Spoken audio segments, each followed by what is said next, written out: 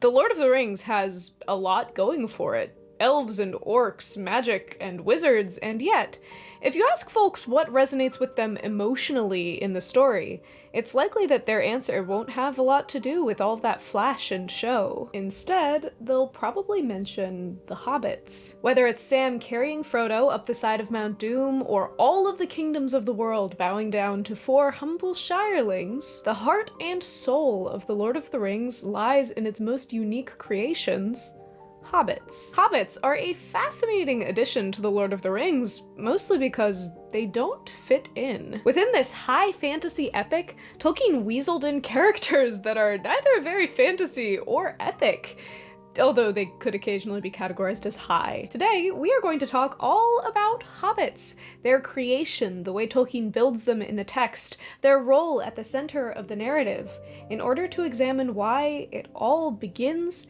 and ends with a hole in the ground and a hobbit. Most of Tolkien's creatures aren't really true inventions. Instead, they have mythic precedents pulled from Norse or Germanic myth and then adjusted to better fit Tolkien's world. This was done quite intentionally, as Tolkien wanted his world to be a rewriting and a crystallization of the scattered myths of pre-Christian and medieval Europe. But the idea of the Hobbit, as Tolkien wrote it, is very original to him. I actually got some flack last time I discussed this in a video because I said that Tolkien, for all intents and purposes, invented hobbits, but I am going to stand by that statement. You see, the only written record of the word hobbit before Tolkien's time comes from one place, and that is the Denham Tracts, a series of folklore pamphlets from the mid-1800s. Hobbit appears just once in a list of nearly 200 creatures, including goblins, fairies, and other spirits, and it's just that. Just a name, no explanation of what or who a hobbit is. But we don't have any evidence that Tolkien ever read the Denham Tracts. That doesn't rule out the possibility, of course. It's possible that he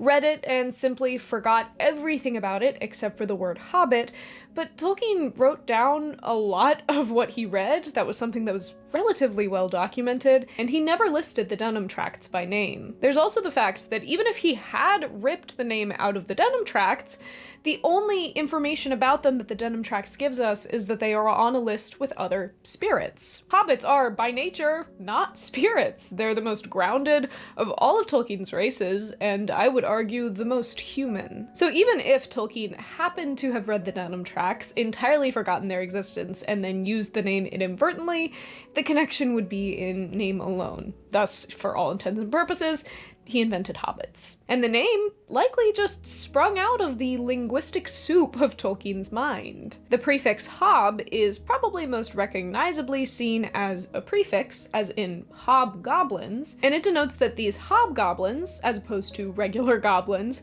are more mischievous than malicious. So the short, humble hobbits of Tolkien's land are also probably meant to be harmless. There's also a notable sound similarity between hobbit and rabbit, although Tolkien did deny this connection at certain points.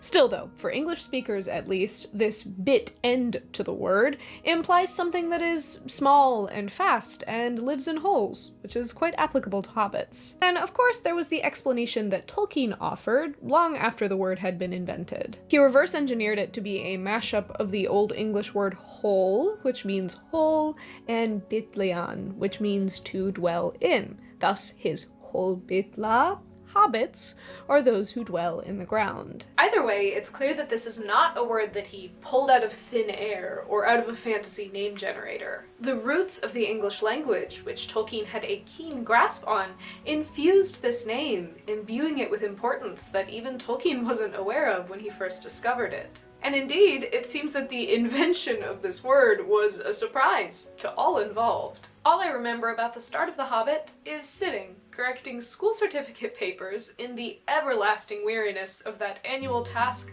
forced on impecunious academics with children. On a blank leaf, I scrawled, "In a hole in the ground, there lived a hobbit.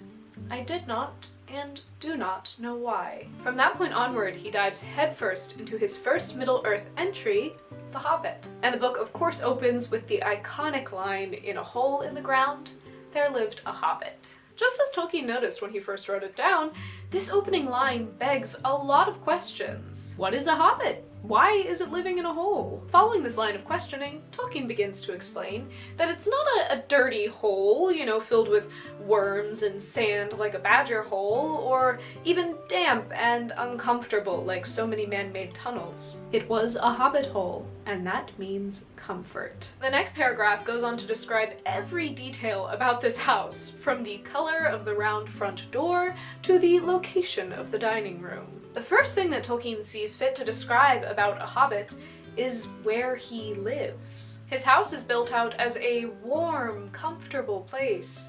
The kind of home where dust has had time to settle between trinkets. The kind of place where the coat hooks and the coats have matching worn spots. It is a home that's been well lived in. The next thing he must describe is the social standing of the family that owns the house, who he finally identifies as the Baggins. He says that people considered them very respectable, not only because most of them were rich, but also because they never had any adventures or did anything unexpected. As much as this passage brilliantly introduces the Baggins family, it also tells us a lot about Hobbit society. For Hobbits, there are two roads to respectability. First off, being rich, which seems like a bit of a given, and second of all, being a homebody. Being predictable. This is a people who, much like their homes, thrive on certainty and routine. The type of people that value wealth not for pomp and circumstance, but for the way that it allows you to create a perfectly consistent life. Thus, before Tolkien has ever gotten around to defining what a hobbit actually is, we've got a pretty good idea. They have thoroughly lived-in homes and very particular ideas about what it means to be respectable. Tolkien then goes on to finally answer the question, what is a hobbit? I suppose hobbits need some description nowadays, since they have become rare and shy of big people, as they call us. They are, or were, little people, about half our height and smaller than the bearded dwarves. There is little or no magic about them, except the ordinary, everyday sort, which helps them to disappear quietly and quickly. They are inclined to be fat in the stomach, they dress in bright colors, chiefly green and yellow, wear no shoes because their feet grow natural leathery soles and thick warm brown hair like the stuff on their heads, which is curly, have long, clever brown fingers, good-natured faces, and deep, fruity laughs, especially after dinner, which they have twice a day when they can get it.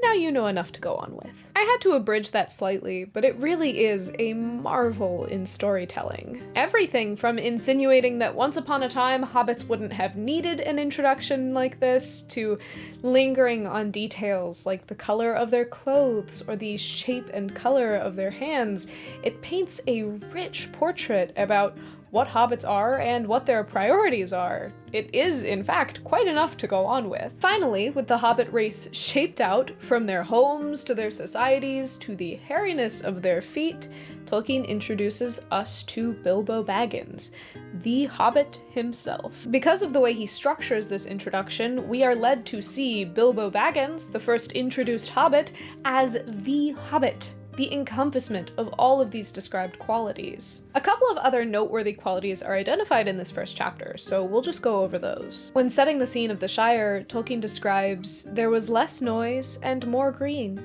and the hobbits were still numerous and prosperous. This implies an inherent connection between hobbits and nature and quiet. One of the themes that comes up in Tolkien's works a lot is the natural world, and this idea of the untouched pastoral English countryside that was corrupted by the Industrial Revolution. Hobbits seem to almost be a personification of this idea. By including less noise and more green in the same line as numerous and prosperous hobbits, we come to connect the two. And when hobbits are going to dwindle, so will the natural world. As Bilbo's unexpected guests arrive, we begin to see what happens to a hobbit when you introduce them to conflict. After a few strangers have barged into his house and started eating from his pantry with very little introduction, Bilbo's response is quite predictably hobbit-ish. He liked visitors, but he liked to know them before they arrive, and he preferred to ask them himself. Tolkien uses really mild words like preferred and liked, as if Bilbo in his own mind is trying to talk himself down as he goes. He describes the scene as the most awkward Wednesday he's ever had, when awkward seems frankly like a bit of an understatement. Bilbo is left trying to look as if this was all perfectly ordinary and not in the least an adventure. There Tolkien gives us the motive.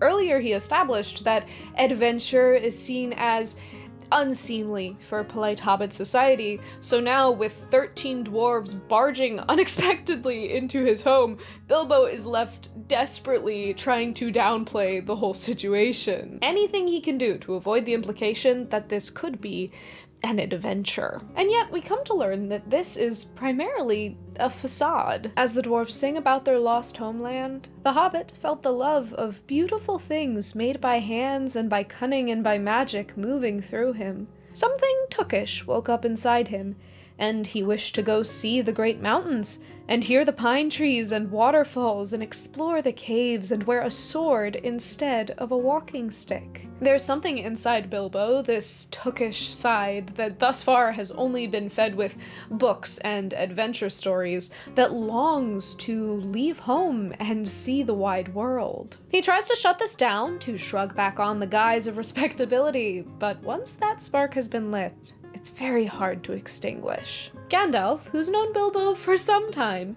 sees this ember and blows it into a fire, saying to the dwarves, "There is a lot more in him than you guess, and a deal more than he has any idea of himself." Gandalf and Bilbo, at least subconsciously, understand that there is something very special about taking a hobbit away from his home. Tolkien also knew this, although he was a bit reluctant to explore the idea. In his letters, Tolkien professes a love for his hobbits, and a strong desire to simply write about them at rest, eating, drinking, smoking by the fire, telling their stories. It was his friend, the author C.S. Lewis, who reined him in a little bit, reminding him that hobbits are only amusing when in un-hobbit-like situations. By putting these creatures of familiarity and routine into unfamiliar circumstances, we're able to discern their true value. Throughout the tale, Bilbo proves that there's a lot more to hobbits than cozy homes and stuffy manors. He's light on his feet, silver-tongued, clever,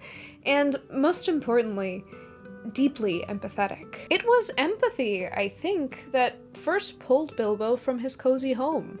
The dwarves, unlike him, had no home, and he pitied them. When he sees Gollum in the caves, slavering, cold, and alone, he doesn't kill him, even when he has the chance. A sudden understanding, a pity mixed with horror, welled up in Bilbo's heart, a glimpse of endless, unmarked days without light or hope of betterment. Neither Gollum nor the dwarves have had the cozy comfort that Bilbo has been privy to his entire life, and he pities them for that. In the end, even the dwarves come around to recognize these qualities in Bilbo. He is strong not in spite of his stubborn, hobbitish nature, but because of it. On his deathbed, the dwarf king Thorin tells Bilbo, "There is more in you of good than you know, child of the West. Some courage and some wisdom, blended in measure. If more of us valued food and cheer and song above hoarded gold, it would be a merrier world."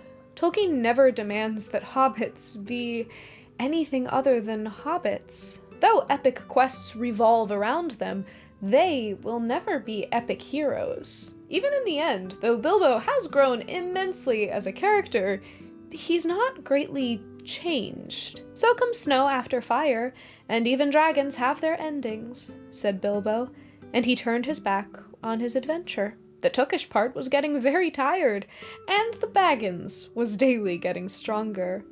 "I wish now only to be in my armchair," he said. Although The Hobbit introduces us marvelously to the species, it's in The Lord of the Rings that hobbits really come into their own. It's here that we see their importance as everyman characters. As the world of Middle-earth grew in its cosmic scale, it was hobbits that kept it grounded. I myself saw the value of hobbits in putting earth under the feet of romance, and in providing subjects for ennoblement, and heroes more praiseworthy than the professionals. Hobbits are the eyes which we see this story through, the relatable characters who allow us to go along with this journey. It's very important, then, that their motives stay Hobbit-ish. When Gandalf introduces Frodo to the evil that's creeping into the world, the millennia of stories and myth that are now circling in on Frodo, he doesn't go on this quest for any noble reasons. There's no prophecy, he's not the chosen one, it's pretty much by accident that it gets put on his plate for him to step up. And he leaves, not ready to achieve glory or fame, but for the sake of his home. I should like to save the Shire, if I could. I feel that as long as the Shire lies behind, safe and comfortable, I shall find wandering more bearable. I shall know that somewhere there is a firm foothold, even if my feet cannot stand there again. Frodo and his friends never seem to lose this sense of home, this hobbitishness. With empathy, care, stubbornness, and honesty, they show even the greatest kings of the land their worth. None of the hobbits are more exemplary of this than Sam. Tolkien believes him to be the best representative of hobbit kind, primarily due to his entirely unfounded confidence. He describes Sam as possessing a mental myopia, which is proud of itself, a smugness in varying degrees, and cocksureness, and a readiness to measure and sum up all things from a limited experience. It's this smugness, this utter sureness in his own path and his own goals that gives him the strength to carry Frodo up Mount Doom and save Middle-earth. By the time their quest is complete, the hobbits have gained a very particular sort of renown. At Aragorn's coronation, there are whispers of the Parain, the halflings, small but incredibly valiant soldiers from another land. Against all odds, this people who had essentially been lost in history and time before this had made a name for themselves. It's proof of Tolkien's idea that we are here surviving because of the indomitable courage of quite small people against impossible odds. And yet, despite all of this glory, the hobbits seem ill at ease in these noble, far-off lands, even once the dust of war has settled. When Frodo comes to speak to the new King Aragorn, he says, "I know what you have come to say, Frodo. You wish to return to your own home. Well, dearest friend, the tree grows best from the land of its sires. But for you, in all the lands of the West, there will ever be a welcome. And though your people have had little fame in the legends of the great, they will now have more renown than any wide realms that are no more." The hobbits then return home, but despite their finest wishes, the battle is not over yet. They've proven themselves in the realms of men, elves, and dwarves, but now the time has come to save the Shire, to prove themselves heroes to hobbit kind. Saruman has taken over the Shire in their absence, and though they ask for Gandalf's help, he simply tells them, "You must settle its affairs yourselves. That is what you have been trained for." And indeed, it seems this training has paid off. Merry and Pippin rally the hobbit troops, driving out Saruman and his cronies, cleansing the Shire. Saruman is killed, and thanks to the 4 hobbit heroes, the Shire is once again safe and sound. For Frodo, however, home could never quite be the same. He had been wounded terribly along his journey by blades and the weight of the ring, and Arwen had offered him an escape, her place upon one of the last boats leaving Middle-earth for Valinor, the Undying Lands. After he's certain the Shire is safe and settled, Frodo decides to take this chance and leave. Thus, although Frodo left the Shire holding onto it as the platonic ideal of home, Sam is the one who ends up making that final return journey. At last, they rode over the downs and took the East Road, and then Merry and Pippin rode on to Buckland, and already they were singing again as they went. But Sam turned to Bywater, and so came back up the hill as day was ending once more. And he went on, and there was yellow light and fire within, and the evening meal was ready, and he was expected. And Rose drew him in, and set him in his chair, and put little Eleanor upon his lap. He drew a deep breath. "Well, I'm back," he said. There and back again. It's not just a cute little subtitle, it is the core of the Hobbit's story arc. They needed to go there in order to make the back again matter. This story wasn't just an invention, it was a distillation of Tolkien's own experiences. He admitted once that I am, in fact, a hobbit, in all but size. He too was called unwillingly from his home to a terrible ordeal, fighting in the trenches of the First World War, including the Battle of the Somme. He too then returned to a home that was familiar and yet different. Many have observed the fascinating fact that all of Tolkien's greatest, most accomplished writing occurred after his great adventures. His biographer, Humphrey Carpenter, summarizes this part of his life, saying that after all of the adventure, action, and drama of his youth, you might say nothing else really happened. In his adult life, Tolkien didn't travel. He didn't try new foods. The most exciting thing that happened to him on a weekly basis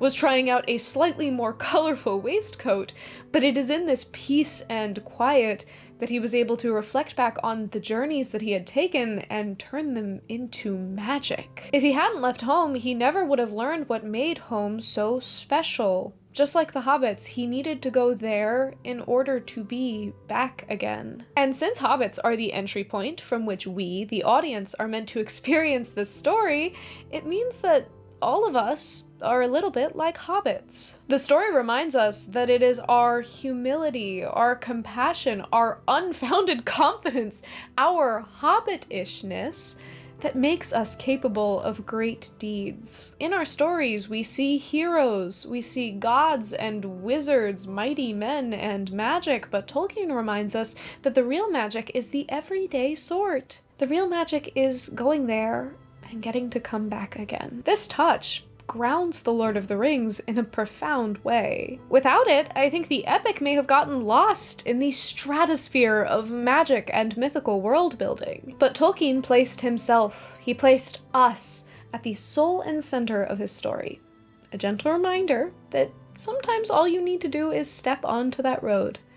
After all, there's no telling where you might be swept off to. It may be controversial, but I think that Bilbo might be my favorite Hobbit. Sam is great, of course, but there's something about Middle-earth in The Hobbit, the lightness of the world that really allows his Hobbit-ishness, if that's a word, to shine through. But let me know in the comments which of the Hobbits is your favorite. This is my last video before the new year, and also my last video for the next 2 weeks. I'm taking an extended break to catch up on some reading and get ready for some larger videos, but I will be back January 19th with my weekly uploads. If you want to stay up to date with me over those 2 weeks, I will be around on my Patreon Discord, just chatting about stuff and giving occasional updates, so if you're interested in that, it's linked in the description. Subscribe if you want to catch all of my videos, and like this video if you enjoyed it. It has been a crazy, fantastic year, and I am so glad I got to share it with all of you. So, Happy New Year, and I hope you have a truly happy, hobbity day.